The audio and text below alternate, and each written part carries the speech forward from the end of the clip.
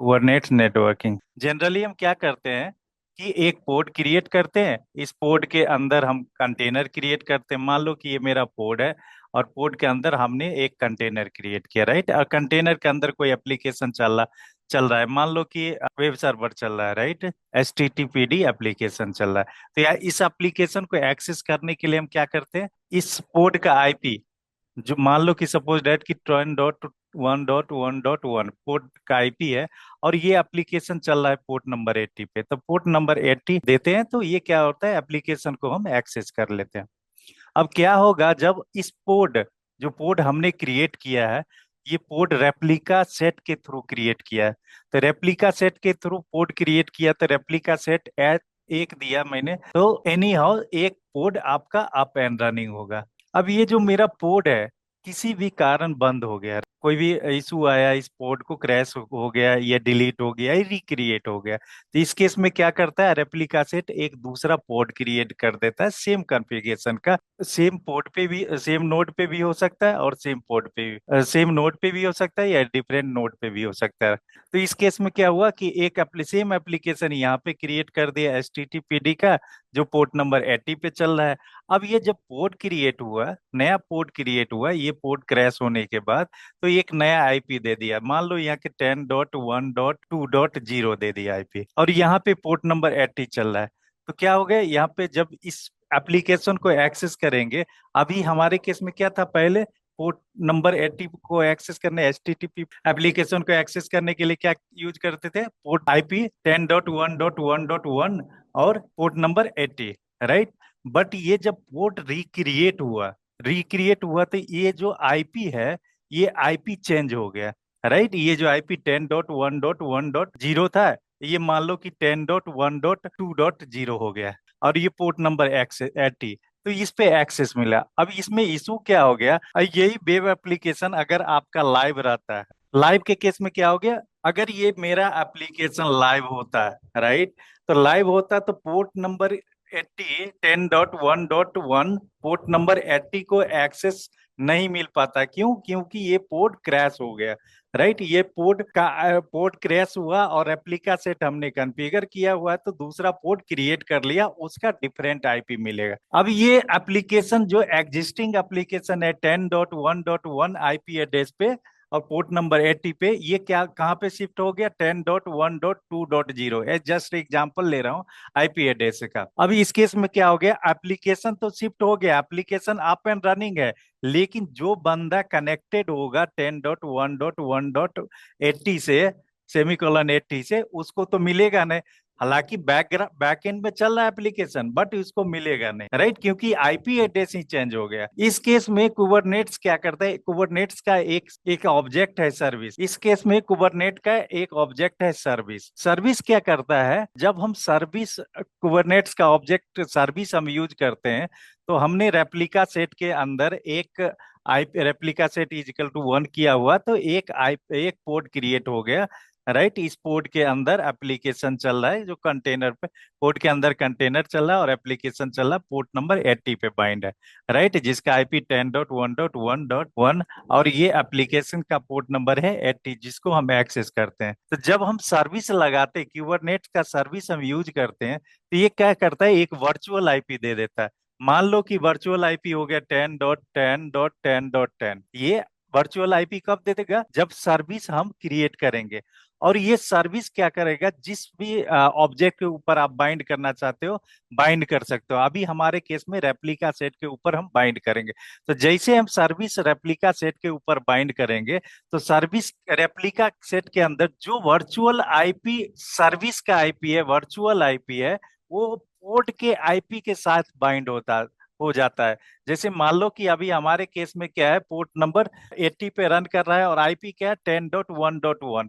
तो ये जो 10.10.10 IP है, इसके ऊपर बाइंड हो गया मतलब क्या हो गया, कि इसके ऊपर लग गया 10.10.10.10। अब ये IP लग गया, तो जब भी कोई एप्लीकेशन एक्सेस करेगा, और पोर्ट नंबर कितने पे है, 80 ऑलरेडी एग्जिस्ट है, जब भी कोई एप्लीकेशन एक्सेस करेगा तो उसको क्या करना पड़ेगा, ये वाली वर्चुअल आईपी को एक्सेस करेगा। और वर्चुअल आईपी एक्सेस करेगा तो वर्चुअल आईपी कहाँ लगा हुआ है, रेप्लिका सेट के पास। तो रेप्लिका सेट को पता है कि ये वर्चुअल आईपी किस आईपी के साथ मैप है। तो मैप आईपी क्या है, 10.1.1.1, राइट। तो ये क्या करेगा, ये क्या करेगा, ये फॉरवर्ड कर देगा इस वाले आईपी पे। सपोज दैट एक यूजर बैठा हुआ है और यहाँ पे एक्सेस किया 10.10.10.10, राइट। एक्सेस किया तो पोर्ट नंबर किस पे एक्सेस किया, 80 पे। तो जैसे ही पोर्ट नंबर 80 पे एक्सेस किया 10.10.10.10 आईपी को, तो ये कहाँ चला जाएगा, वर्चुअल आईपी का। ये किसका आईपी एड्रेस है, वर्चुअल आईपी एड्रेस है। और वर्चुअल आईपी एड्रेस किसके साथ बाइंड है, 10.10.10.1.1 के साथ बाइंड है। अब क्या हुआ, इससे फायदा क्या हुआ, जब ये किसी भी कारण ये पोर्ट मेरा डिस्ट्रॉय होता है या डीक्रिएट होता है, तो रेप्लिका सेट क्या दिया हुआ है, 1 दिया हुआ। तो एनी हाउ 1 पोर्ट क्रिएट कर देगा। तो मान लो कि ये पोर्ट यहाँ पे क्रिएट कर दिया, पोर्ट जो मेरा था ये वाली पोर्ट यहाँ पे, चूंकि ये पोर्ट मेरा डिलीट हो गया तो ये पोर्ट कहाँ पे क्रिएट कर दिया, यहाँ पे क्रिएट कर दिया। और ये मान लो कि सपोज दैट ये पोर्ट नोड 1 पे चल रहा है। तो ये नेक्स्ट टाइम में किस पे, अगर क्लस्टर के अंदर डिफरेंट नोड लगा हुआ है, वर्कर नोड लगा हुआ है, तो किसी भी नोड पे क्रिएट कर सकता है। तो यहाँ पे क्रिएट कर दिया नोड 2 पे, नोड 2 पे क्रिएट कर दिया। अब जो भी कॉन्फ़िगरेशन इसके पास था, डिटो क्लोन यहाँ पे डाल दिया। तो मान लो कि एप्लीकेशन यहाँ पे डाला था और ये एप्लीकेशन चल रहा है HTTPD पे और पोर्ट नंबर 80 पे। अब जब नया पोर्ट क्रिएट करेगा, रेप्लिका सेट नया पोर्ट क्रिएट करेगा, तो एक आईपी, पोर्ट का अपना एक आईपी होता है। जब पोर्ट क्रिएट करता है तो उसका एक आईपी होता है, राइट। अब जो नया आईपी मिला पोर्ट को, मान लो कि 10.1.1.2 मिल गया आईपी। तो ये आईपी मिल गया और रेप्लिका सेट को पता है कि कौन सा आईपी, कौन सा पोर्ट मेरा अभी डिलीट हुआ है, उसके बदले कौन सा पोर्ट मेरा क्रिएट हुआ है, राइट। तो यहाँ पे जो आईपी है, क्योंकि ये ऑलरेडी बाइंडेड है एग्जिस्टिंग आईपी के साथ, तो सेम आईपी ये कॉन्फ़िगर तो हो गया, पोर्ट तो मेरा रिक्रिएट हो गया, बट आईपी के साथ भी बाइंड कर देगा कौन सा, इस वर्चुअल आईपी को, राइट। अब ये पोर्ट नंबर, अगर मान लो कि पोर्ट नंबर 80 पे ये चल रहा है, तो नेक्स्ट टाइम जब यूजर क्रिएटर जब एक्सेस करेगा इस वाले आईपी को पोर्ट नंबर 80 से, तो रेप्लिका सेट कहाँ फॉरवर्ड कर देगा, दूसरे नोड पे फॉरवर्ड कर देगा। क्योंकि उसको पता है कि ये मेरा पहला वाला नोड डाउन हो गया। कोई दिक्कत है, तो सर्विस क्या करता है, सर्विस एक कुबरनेट्स का ऑब्जेक्ट है जो हम रेप्लिका सेट के ऊपर लगाते हैं। और रेप्लिका सेट को जब जब मैं रेप्लिका सेट के ऊपर सर्विस इनेबल करेंगे, तो रेप्लिका सेट के अंदर जो भी काम होगा, रेप्लिका सेट को बेसिकली पता है कि हम क्या करने वाले हैं, राइट। अभी हमारे केस में क्या हुआ, रेप्लिका सेट इजकल टू 1 दिया हुआ है, राइट। तो एनी हाउ 1 पोर्ट क्रिएट करेगा।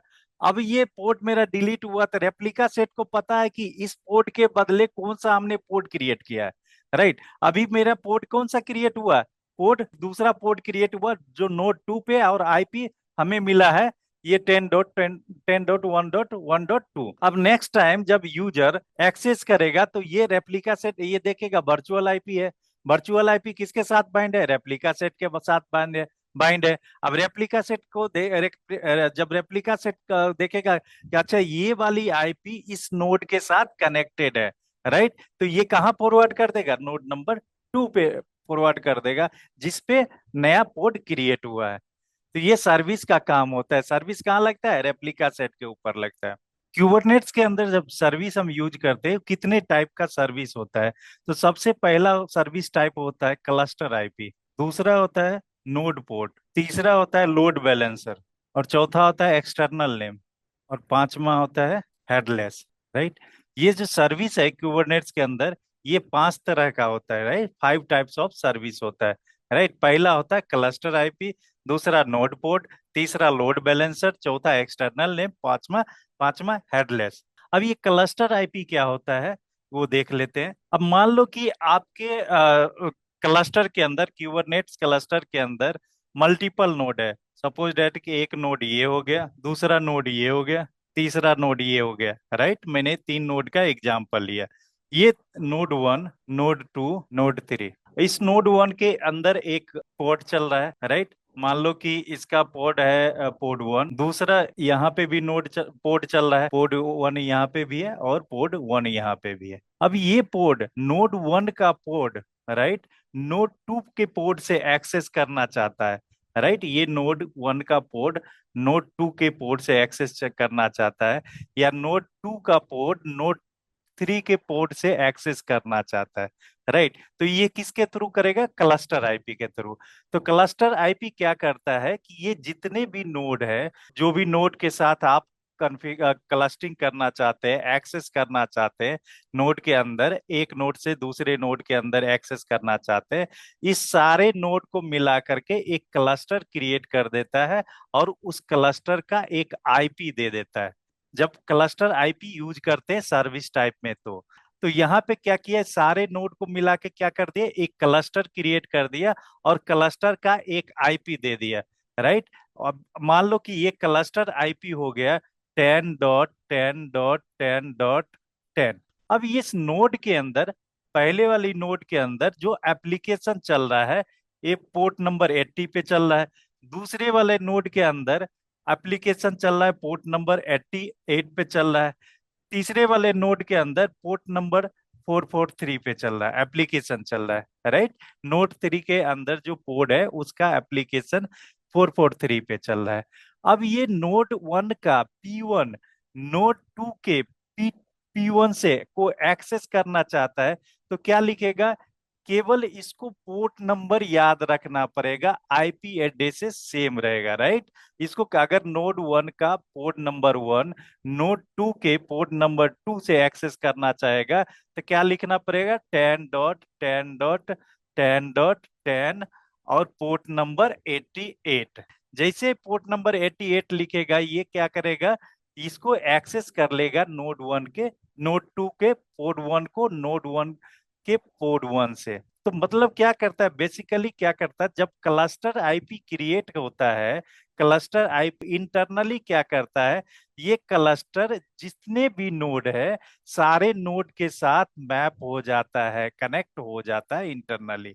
और ये जो भी नोड के साथ कनेक्ट होगा उसको एक जितने भी नोड है क्लस्टर के अंदर, सबके नोड, सारे नोड के साथ कनेक्ट हो जाता है और एक आईपी प्रोवाइड कर देता है, जिसको बोलते हैं क्लस्टर आईपी या वर्चुअल आईपी। ठीक है।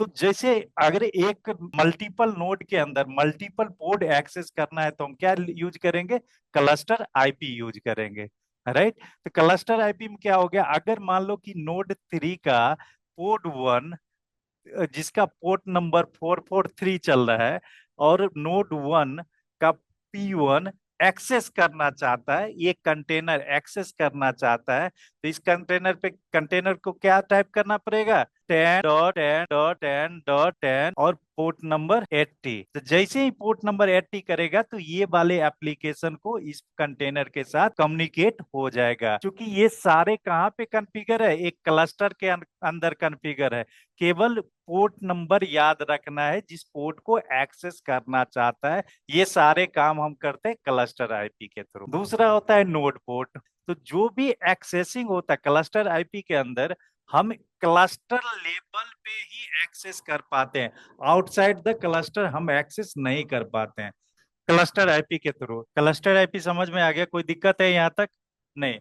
अब सर्विस का दूसरा टाइप होता है नोड पोर्ट।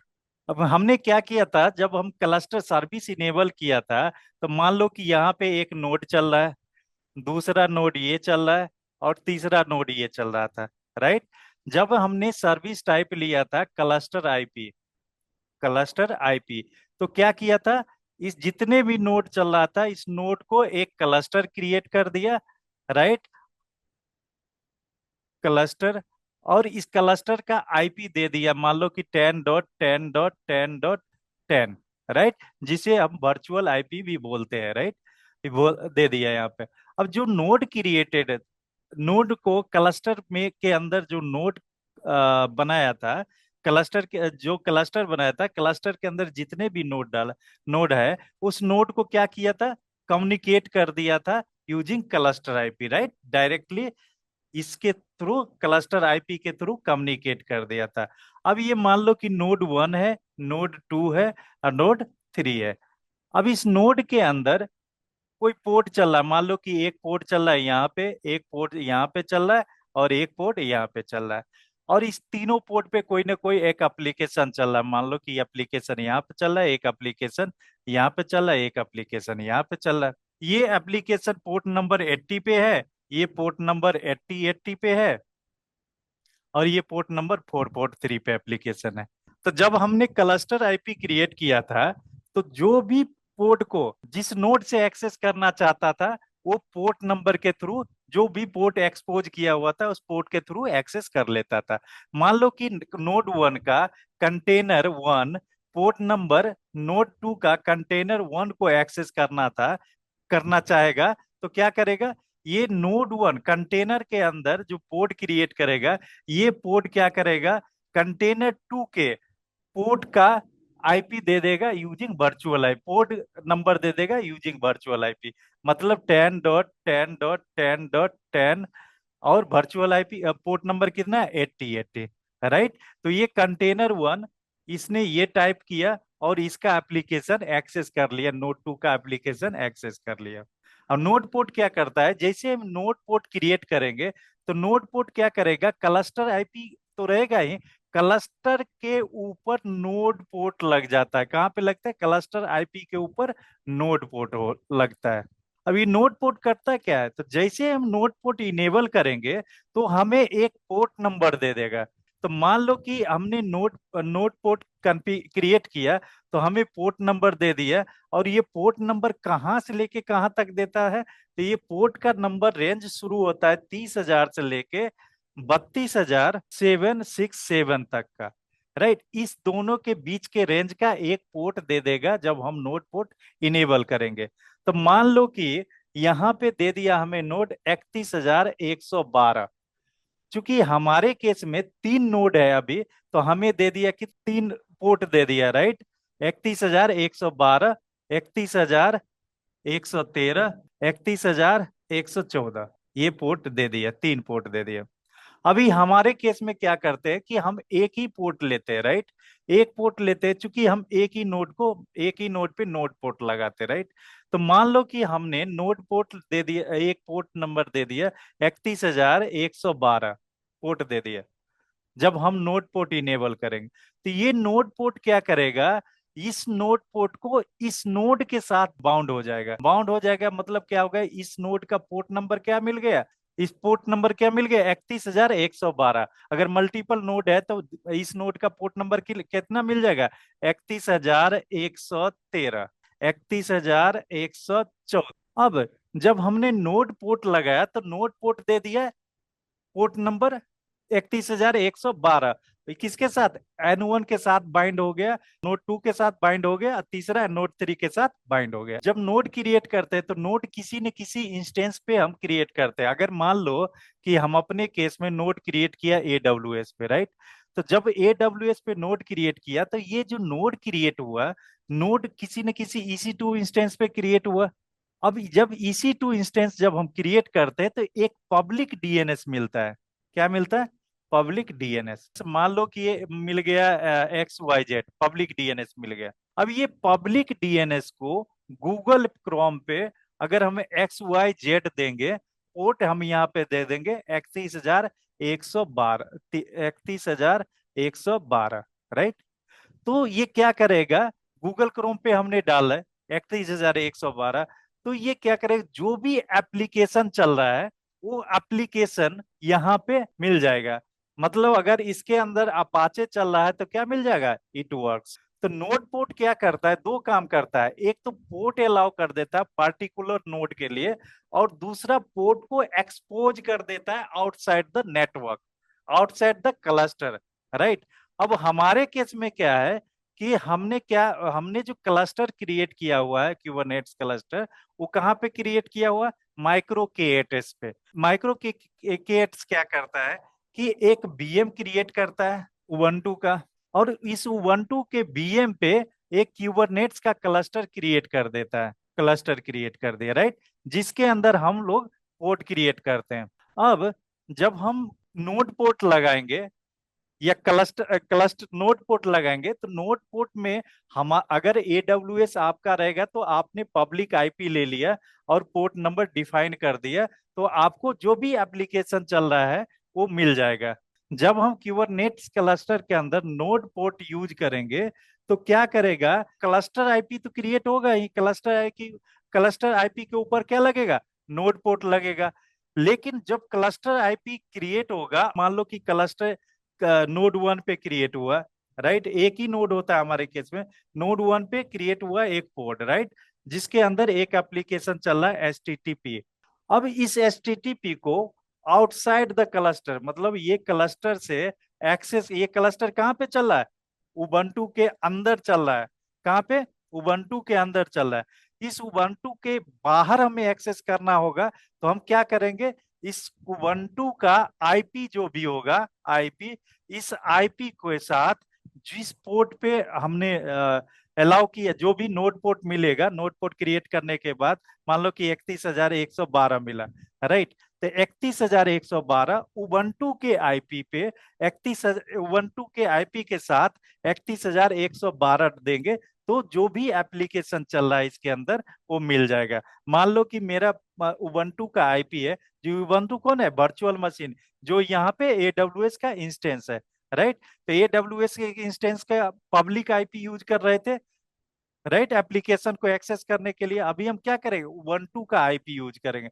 मान लो कि उबंटू का आईपी है 172.16.8.1, राइट, तो इस पे पोर्ट नंबर 31,112 देंगे, तो जो भी एप्लीकेशन इनसाइड द क्लस्टर चलेगा वो हमें मिल जाएगा। तो क्लस्टर आईपी, अब यहाँ पे देख लो एक चीज और है, जब नोड पोर्ट क्रिएट हुआ तो हमें एक पोर्ट दे दिया जिसका रेंज 30,000 से लेके 32,767 के बीच का था, राइट, ये पोर्ट कुछ भी हो सकता है। अब ये पोर्ट किसके साथ मैप कर दिया, नोड के साथ मैप कर दिया।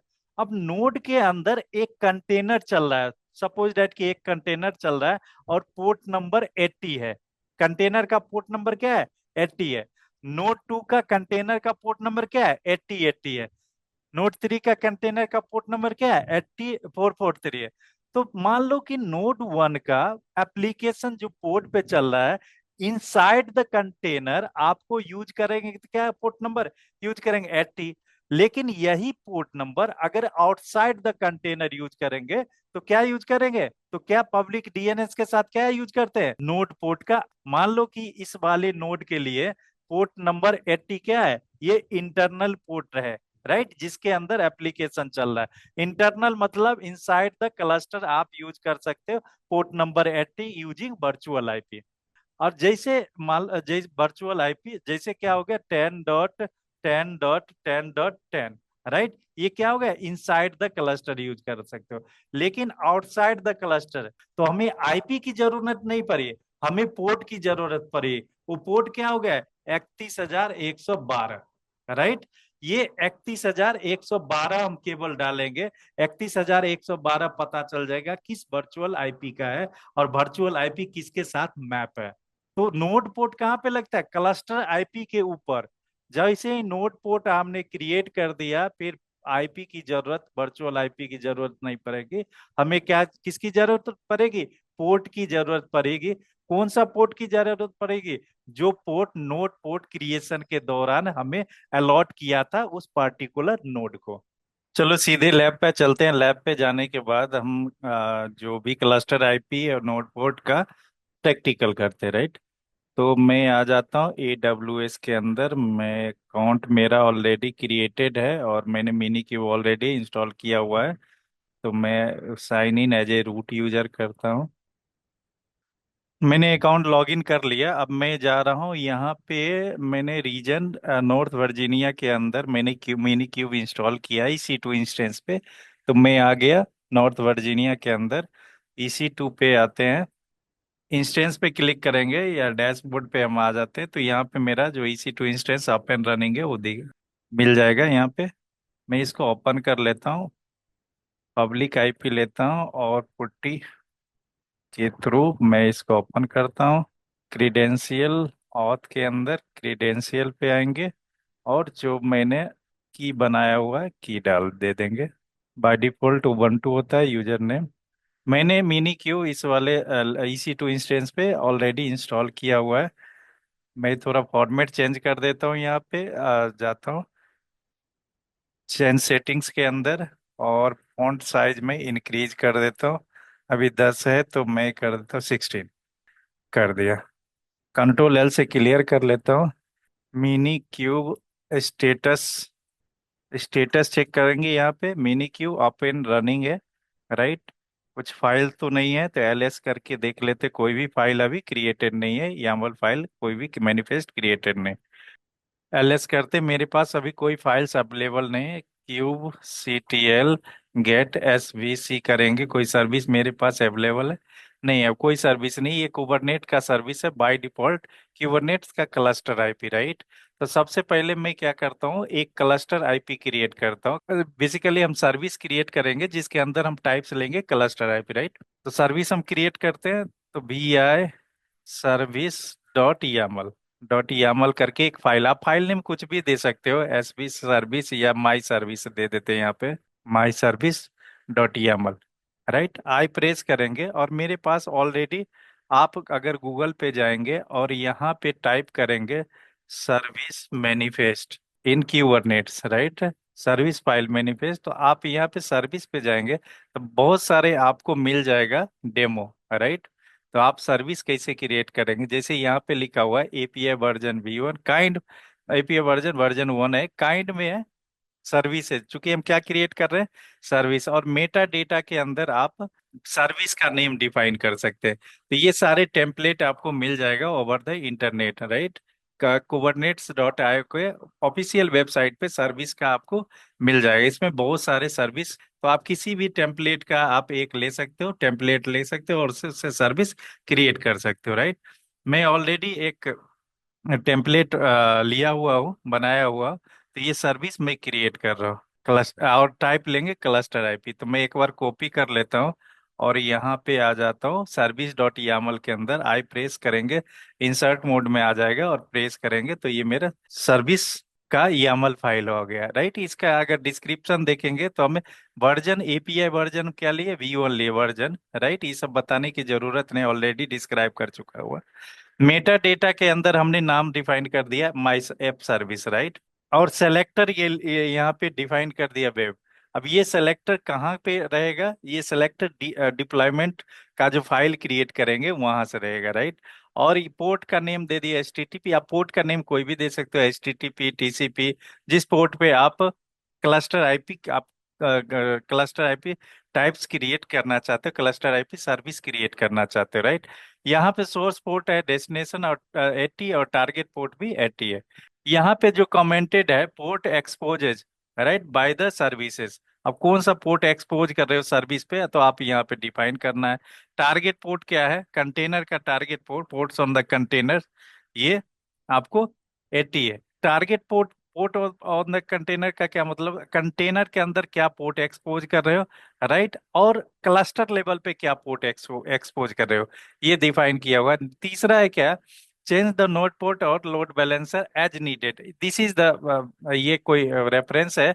अगर यहाँ पे क्लस्टर आईपी लिया, दूसरे नेक्स्ट टाइम हम क्रिएट करेंगे अदर सर्विस टाइप, जैसे नोड पोर्ट क्रिएट करेंगे तो यहाँ पे क्लस्टर आईपी के बदले आपको नोड पोर्ट देना पड़ेगा, राइट। तो सबसे पहले मैं एक सर्विस क्रिएट कर देता हूँ जिसका नाम होगा ऐप सर्विसेज। WQ करके सेव करेंगे, क्यूब CTL अप्लाई -F, और जो सर्विस नेम हमने क्या service name, YAML file manifest क्या क्रिएट किया, माई सर्विस .YAML। तो माई सर्विस .YAML देंगे तो ये मेरा सर्विस क्रिएट हो गया, राइट। सर्विस क्रिएट हुआ, और सर्विस टाइप क्या हुआ, क्लस्टर आईपी, राइट, जो ऑलरेडी डिस्क्राइब कर दिया हो प्रीवियस, अभी का जो थ्योरी पार्ट में मैंने डिस्क्राइब किया।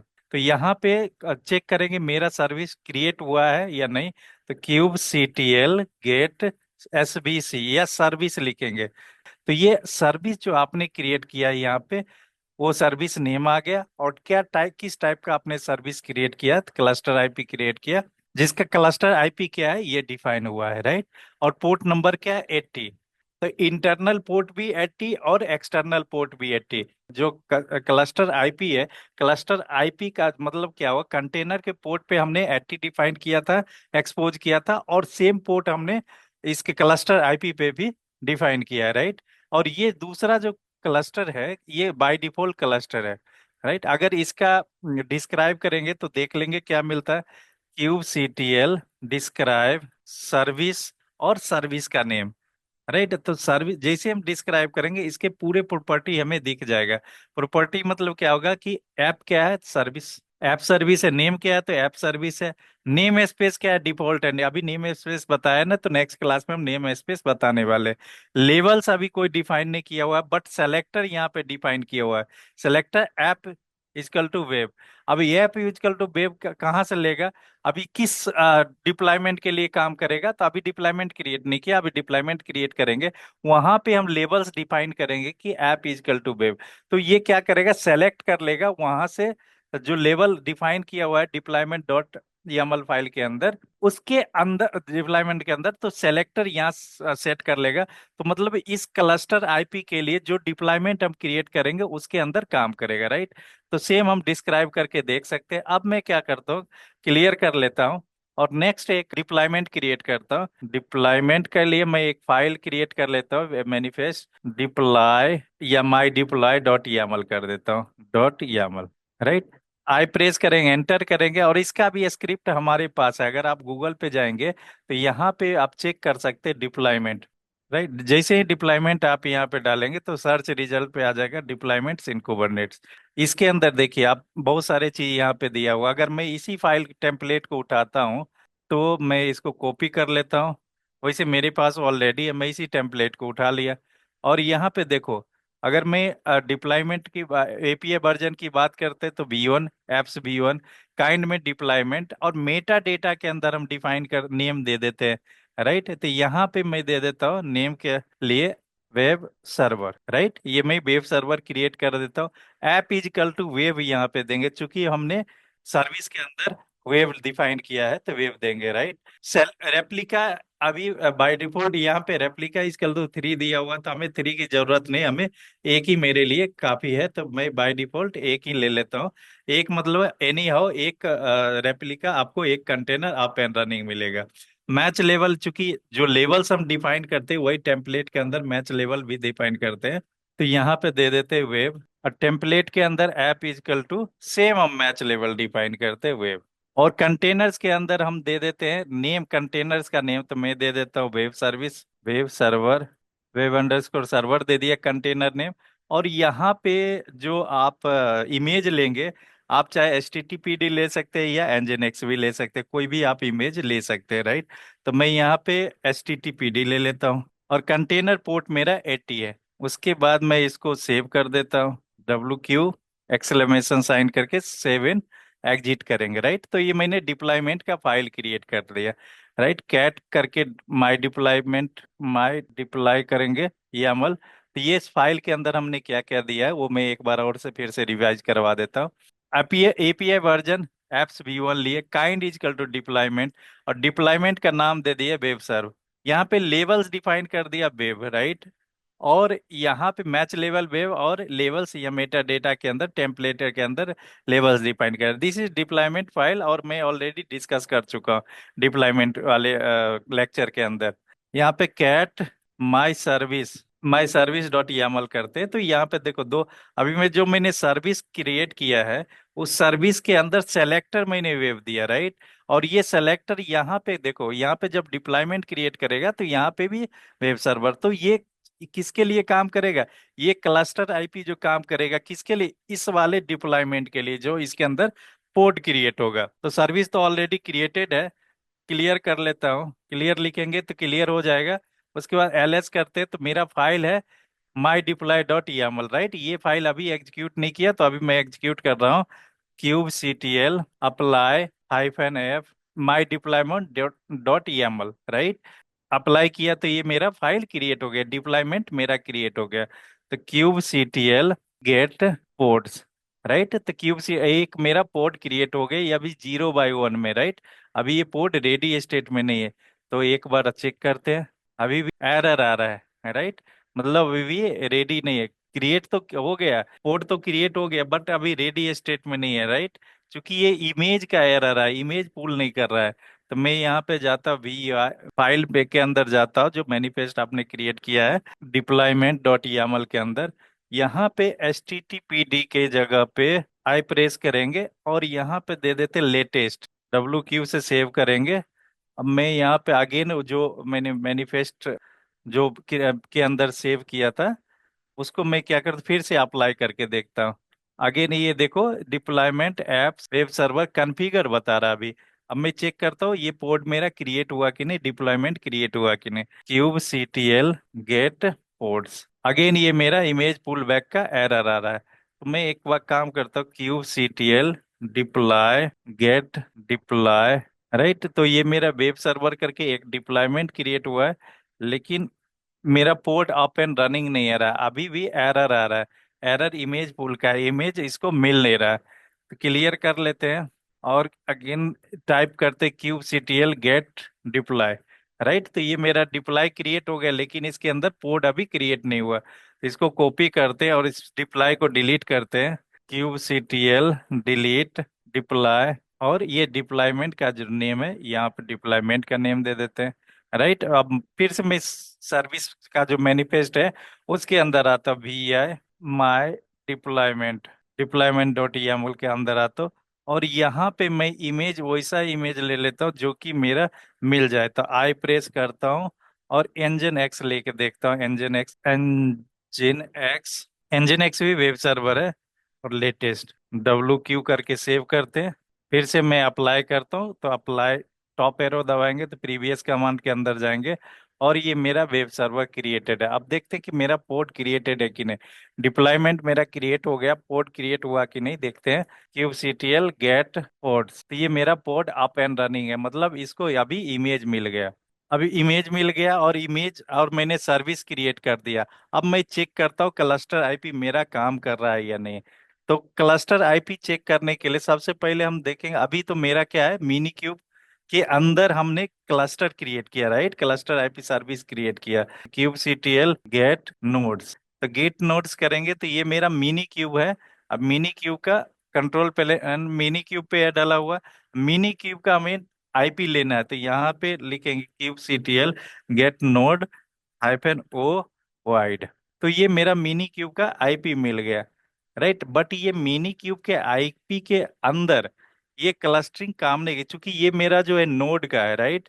तो इस पे मेरा क्लस्टर आईपी काम नहीं करेगा अगर मैं kube CTL get get service, तो क्यूब CTL गेट सर्विस करूंगा। और मैं अभी इंस्टेंस के ऊपर हुआ है, इंस्टेंस के अंदर हमने क्या क्रिएट किया हुआ है, मिनी क्यूब का क्लस्टर क्रिएट किया है। तो हम क्या करते हैं, मिनी क्यूब के अंदर जाते हैं, तो ये आइदर ये आईपी हमें लेना पड़ेगा, अदरवाइज हम मिनी क्यूब के अंदर जाते हैं। तो मिनी क्यूब के अंदर जाने के लिए अभी तो हम उबंटू EC2 इंस्टेंस के पास है, बट मिनी क्यूब का क्लस्टर जो मिनी क्यूब के जो उबंटू के अंदर है, हमने मिनी क्यूब इंस्टॉल किया, उसके अंदर जाने के लिए हम यूज करते हैं मिनी क्यूब SSH। तो जैसे मिनी क्यूब SSH के जाएंगे तो ये डॉकर के अंदर आ गए। अब हम यहाँ से चेक कर सकते हैं कि मेरा जो ये पोर्ट, ये क्लस्टर आईपी पिंग कर रहा है कि नहीं, राइट। अगर मैं एग्जिट करता हूँ अभी, मैं एक बार चेक कर लेता हूँ फिर एग्जिट करता हूँ, तो यहाँ पे कर्ल कमांड यूज करेंगे, HTTP, उसके बाद ये आईपी देंगे, राइट। तो ये आईपी दे दिया और पोर्ट नंबर 80, चूंकि इन इन और पोर्ट नंबर 80 आ रहा है, राइट। तो ये हमें पिंग मिल रहा है। तो हमें मिनी की जो क्लस्टर लेवल पे जो बताया था कि क्लस्टर लेवल पे हमें जिस पोर्ट के अंदर पिंग करना है, तो अभी मेरे ख्याल से देखो, यहाँ पे हमने पिंग किया क्लस्टर आईपी, तो क्लस्टर आईपी पिंग किया तो ये डायरेक्ट पोर्ट पे पहुंच गया, किस पोर्ट पे, जिस पोर्ट पे 80 कॉन्फ़िगर है, राइट। ऐसे ही मल्टीपल पोर्ट होगा तो मल्टीपल पोर्ट का पोर्ट नंबर होगा, उस पोर्ट नंबर पे आप कॉन्फ़िगर कर सकते हैं, राइट। तो अगर मैं मान लो कि अगर एक दूसरा आईपी ले लूं, राइट, जिसके अंदर दूसरा पोर्ट क्रिएट करूं जिसके अंदर मैंने पोर्ट चेंज कर दिया, राइट। क्लियर कर लेते हैं, यहाँ पे एग्जिट करते हैं, kube CTL get ports, right. तो यहाँ पे मैंने एक वेब सर्वर करके पोर्ट क्रिएट हुआ है, राइट, जिसका पोर्ट नंबर 80 है। अगर इस पोर्ट के अंदर भी जाना चाहते हो और चेक कर सकते हो, चेक कर पोर्ट को आप डिस्क्राइब करके भी चेक कर सकते हो। QCTL डिस्क्राइब पोर्ट, और पोर्ट नेम देंगे। और ये पोर्ट डिस्क्राइब करके हम देख सकते हैं। तो ये जो पोर्ट है मेरा, शुरू से आते हैं यहाँ से देखते हैं। देखिए यहाँ आईपी क्या है, 10.10.10.244.0, राइट। लेकिन 2440 यहाँ पे, लेकिन हमने क्लस्टर आईपी से इस आईपी पे क्लस्टर आईपी को पिंग किया था, और इस आईपी के अंदर वेब सर्वर चल रहा था, वो हमें दिखा दिया। मतलब कंटेनर के अंदर वेब सर्वर चल रहा था, तो वो हमें दिखा दिया। अगर यहाँ पे देखोगे तो जो इंजन एक्स लेटेस्ट मेरा सक्सेसफुली है, right, created container web server, correct है। यहाँ पे वेब सर्वर के अंदर हमारा चल रहा था engine x, right, engine x web server चल रहा था। बट हमने इस कैसे कहाँ से पिंग किया है, क्लस्टर आईपी से पिंग किया है, राइट। क्लियर कर लेते हैं। और इसका अगर पोर्ट नंबर देखोगे तो पोर्ट नंबर यहाँ पे 80 पे है, राइट। कंटेनर का पोर्ट नंबर कितना है, 80 पे है। तो कंटेनर का पोर्ट, जो भी पोर्ट होगा उस पोर्ट को हम मैप, उस पोर्ट से हम एक्सेस कर सकते हैं क्लस्टर आईपी का। केवल कंटेनर का पोर्ट नंबर यहाँ पे देना पड़ेगा। जैसे हमने अभी QCTL गेट पोर्ट्स, यहाँ पे पोर्ट्स क्रिएट किया, तो ये वेब सर्वर के अंदर ये जो मेरा पोर्ट है, इसके अंदर क्या चल रहा है, एंजन एक्स। बट इस एंजन एक्स को कहाँ से मैंने पिंग किया था, क्लस्टर से, क्लस्टर आईपी से, राइट। QCTL गेट सर्विस, तो इस आईपी से मैंने पिंग किया। इस आईपी पे अप्रोच किया तो हमें कहाँ मिल गया, वेब सर्वर पे रीडायरेक्ट कर दिया, और इसका हमें आउटपुट दे दिया। बट ये कहाँ से हुआ, इनसाइड द क्लस्टर से हमने किए थे, राइट। जहाँ पे हमने क्लस्टर क्रिएट हुआ, मतलब इसी इसी टू के अंदर हमने इंस्टेंस क्रिएट किया हुआ, वहां से हमें मिला है, राइट। इसी टू इंस्टेंस के अंदर जो मिनी क्यू इंस्टॉल किया हुआ है, उसके अंदर से हमने पिंग कर पाया था, राइट। अब ये आउटसाइड द क्लस्टर पिंग करने के लिए हम क्या करते हैं, नोड पोर्ट लगाते हैं, राइट। LS करता हूँ। अभी मेरे पास दो फाइल है, ये फाइल डिलीट कर देता हूँ, QCTL डिलीट, ARM-RF, इसके बाद स्पेस, दोनों फाइल्स को भी मैं डिलीट कर देता हूँ, राइट। LS करता हूँ। अभी हमारे पास मिनी क्यू के अंदर कुछ नहीं बचा है, क्लियर कर लेता हूँ। अब मैं क्या करता हूँ, एक सर्विस क्रिएट कर देता, VI SVC.YAML, राइट। शुरुआत से करते हैं, सर्विस क्रिएट कर दिया, राइट। सर्विस के अंदर हमें फाइल क्रिएटेड है, मिल रहा है फाइल, तो मैं, मेरे पास फाइल ऑलरेडी है। आप चाहे तो वहां से ले सकते हो, क्यूबरनेट्स के वेबसाइट से आप ले सकते हो। तो मैंने क्या किया, मैं ऑलरेडी कॉपी करके रखा हुआ नोटपैड के अंदर, और पेस्ट कर देता हूँ यहाँ पे, सर्विस में क्रिएट कर लेता हूँ, राइट। और यहाँ पे टाइप ले लेता हूँ note port, WQ7 exit, cat svc.yaml करता हूँ, तो मैं cat svc.yaml, तो मैंने यहाँ पे ले लिया नोड पोर्ट, राइट, एक ले लिया। अब मैं क्या करता हूँ, एक और फाइल क्रिएट कर लेता, VI pod.yaml,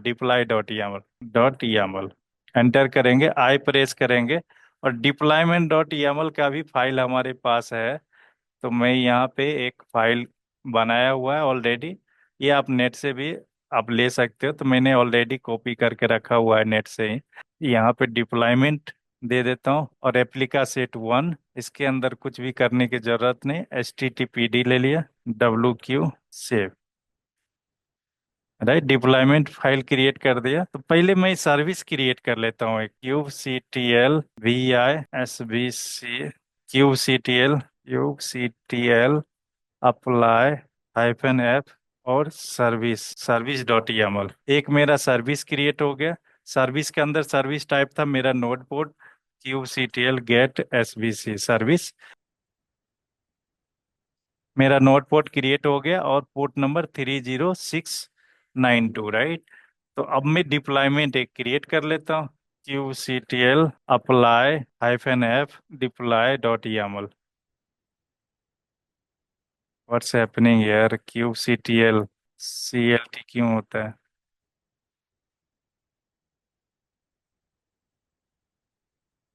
क्लियर, मेरे दोनों चीज क्रिएट हो गया, QCTL get deploy, right. Deployment create हो गया, और सर्विस क्रिएट हो गया, राइट। क्लियर, स्क्रीन कर लेता हूँ, QCTL गेट डिप्लॉयमेंट और QCTL गेट सर्विस, दोनों मेरा क्रिएट हो गया। अब एक QCTL गेट पोर्ट्स, राइट। मेरा पोर्ट्स भी पोर्ट्स डिप्लॉयमेंट के अंदर हमने पोर्ट्स रेप्लिका इजकल टू 1 दिया हुआ है। अब मैं क्या करता हूँ, इस पोर्ट के अंदर H T T P D चल रहा है, राइट। तो H T T P D चल रहा है तो हमें इस पोर्ट पे मिलना चाहिए। तो और पोर्ट नंबर कितना, नोड पोर्ट यहाँ पे क्रिएट हुआ और यहाँ पोर्ट नंबर 30692, राइट। तो मैं मिनी क्यूब पे क्यूब मैं मिनी क्यूब पे चेक कर लेता हूँ, क्यूब एस एस एच। पहले मिनी क्यूब का आईपी ले लेता हूँ, किस आईपी पे मिनी क्यूब इंस्टॉल है, kube C T L get nodes. जो नोड्स क्रिएट हुआ है उसके अंदर मिनी क्यूब नेम है, और इसका आईपी, हमें नोड का आईपी हैफन वो वाइड आईपी मेरा ये है, राइट। तो इस आईपी पे मेरा आना चाहिए, तो यहाँ पे कर्ल कर सकता हूँ, पिंग करके चेक कर लेता हूँ मेरा आईपी पिंग कर रहा है। अगर पिंग कर रहा है तो ठीक है, मेरा पिंग कर रहा है ये आईपी, मिनी क्यूब का आईपी। अब curl H T T P port number 30692, 30692, right. ठीक है, ये मेरा पिंग कर रहा है 30692, ये मेरा पिंग कर रहा है, मतलब नोड पोर्ट का आईपी पोर्ट नंबर से हम बाहर से एक्सेस कर रहे हैं, राइट। ये किसका आईपी है, नोड का आईपी है। और नोड का आईपी आउटसाइड द, देखो अभी हम मिनी क्यूब के अंदर नहीं गए, हम आउटसाइड द नोड गए। तो ये नोड किस पे बना हुआ, मिनी क्यूब के अंदर नोड बना हुआ है। अगर मैं क्यूब सीटीएल गेट नोड्स करता हूँ तो ये नोड्स जो मेरा बना हुआ है, ये EC2 इंस्टेंस के अंदर नोड बना हुआ है। तो EC2 इंस्टेंस मतलब नोड से बाहर हम इस वाले पोर्ट पे एक्सेस कर रहे हैं, किसका, HTTPD जो इंस्टॉल हुआ है, right, using node port. Node port का देखो ये क्लस्टर आईपी है, और नोड पोर्ट का जो आईपी दिया, हमें क्या दिया, ये आईपी दिया, राइट। इंटरनली हम किससे एक्सेस कर सकते हैं, इस वाले एक्सेस से। अगर मैं जाता हूँ, क्लियर कर लेता, अगर मैं मिनी क्यूब SSH करता हूँ तो मिनी क्यूब के अंदर आ गया। तो क्लस्टर आईपी क्या है, ये मेरा क्लस्टर आईपी, इसके ऊपर नोड पोर्ट, पोर्ट कितना था ये। तो मैं क्लस्टर आईपी को कर्ल HTTP और इंटरनल पोर्ट यहाँ पे डालूंगा, और इंटरनल पोर्ट कितना है 80 पे। तो ये मेरा 80 पे आ गया, बट आउटसाइड द नोड, देखो ध्यान में रखना, जो मैंने उबंटू है, ये मेरा जो उबंटू EC2 इंस्टेंस है, इसके अंदर एक नोड क्रिएट किया जिसका नाम है मिनी क्यूब। इसी नोड पे मास्टर और वर्कर नोड दोनों लगा हुआ है, इसी नोड पे। तो जब हम इनसाइड द नोड, अगर नोड के अंदर मतलब क्लस्टर के अंदर अगर हम एक्सेस करेंगे तो किसके थ्रू एक्सेस करेंगे, क्लस्टर आईपी के थ्रू। और क्लस्टर आईपी का किस पोर्ट के थ्रू, पोर्ट नंबर 80 के थ्रू। तो चूंकि हम इनसाइड द क्लस्टर है, मतलब नोड पे है, ये मेरा क्या है, नोड है। नोड पे हम एक्सेस करने के लिए, क्लस्टर पे एक्सेस करने के लिए इंटरनल पोर्ट नंबर लेते हैं और क्लस्टर आईपी लेते हैं। ये पोर्ट नंबर किसका हो गया, कंटेनर का पोर्ट हो गया।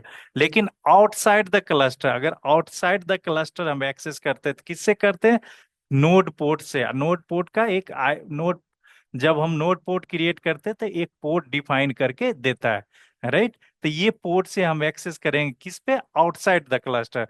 तो inside the cluster mini cube हो गया, और आउटसाइड द क्लस्टर क्या हो गया, उबंटू मतलब मशीन, जिस जो EC2 इंस्टेंस है, इस पे हमने क्या क्रिएट किया, इस पे हमने पोर्ट नंबर के थ्रू एक्सेस किया।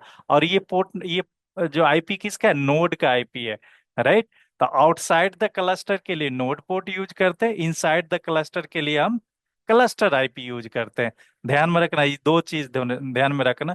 फिर से मैं एक बार रिपीट कर देता हूँ, देखो इनसाइड द क्लस्टर के लिए हम क्या यूज करते हैं, क्लस्टर आईपी और internal port number, correct. Outside the cluster के लिए क्या यूज करते हैं, नोड पोर्ट और नोड पोर्ट का port number.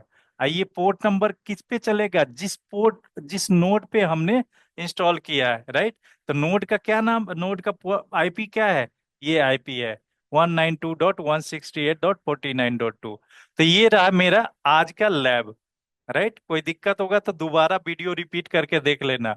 So this is all about cluster IP and node port. एक बचा है लोड बैलेंसर, जो आने वाली क्लास के अंदर हम बताएंगे। Class node sorry load balancer कैसे कॉन्फ़िगर करते सर्विस टाइप के अंदर, राइट। सर्विस कैसे क्रिएट करते हैं और सर्विस टाइप के अंदर लोड बैलेंस कैसे क्रिएट कर बैलेंसर कैसे क्रिएट करते हैं, उसका यूज कैसे करते हैं। प्लीज शेयर जरूर कर दें अगर वीडियो अच्छी लगी तो। Thank you.